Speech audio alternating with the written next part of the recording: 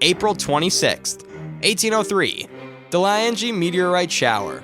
On April 26, 1803, a meteorite shower of thousands of fragments fell from the skies of Liège, France.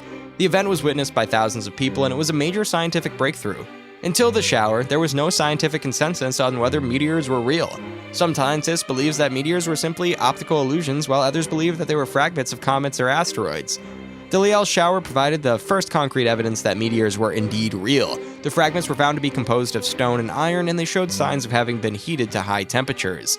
This shower was a major turning point in the study of meteors. It helped to establish the field of meteoritics, and it paved the way for further research into the origin and composition of meteors.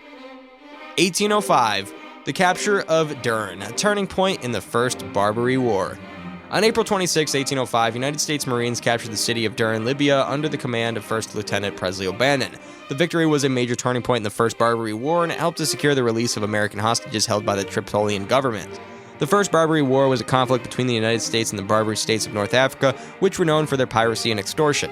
The war began in 1801 when the Tripolitan government demanded a ransom from the United States for the release of American hostages.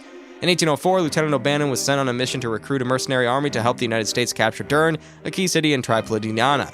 O'Bannon was successful in recruiting a force of approximately 400 men, including Arabs, Greeks, and American Marines. O'Bannon's force landed in Dern at April 25, 1805. The battle for the city was fierce, but O'Bannon's forces were victorious. The city was captured on April 26, and the American hostages were then released.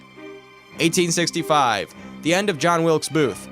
On April 26, 1865, a dramatic conclusion unfolded in the aftermath of President Abraham Lincoln's assassination as Union cavalry troopers cornered and fatally shot John Wilkes Booth in Virginia. This event marked the culmination of intense manhunt for the assassin, bringing closure to a nation mourning the loss of its leader. Following Lincoln's assassination on April 14, 1865, Booth had eluded authorities, triggering an extensive pursuit. Finally, on April 26th, Union cavalry forces tracked Booth to a barn in Virginia. In the ensuing confrontation, Booth was shot, succumbing to his injuries and bringing an end to one of the darkest chapters in American history. The death of John Wilkes Booth did not only symbolize justice for the heinous act against President Lincoln, but also served as a somber moment in the nation's healing process after the trauma of the Civil War. And April 26, 1865 stands as a pivotal date marking the resolution of a national tragedy and the beginning of the post-war era for the United States. 1885, astronomy meets literature. On April 26, 1865, Italian astronomer Annibale de Gasparis made a notable discovery in the asteroid belt. He identified and named the asteroid 83, designated it as Beatrix, in honor of Dante Alighieri's childhood love, Beatrice Portiani. The meaning of the asteroid after Beatrice Portiani reflects a tradition in astronomy where celestial bodies are often given names inspired by mythology, literature, and notable figures. In this case, Annibale de Gasparis drew from Dante's Divine Comedy, where Beatrice symbolizes an idealized and spiritual form of love.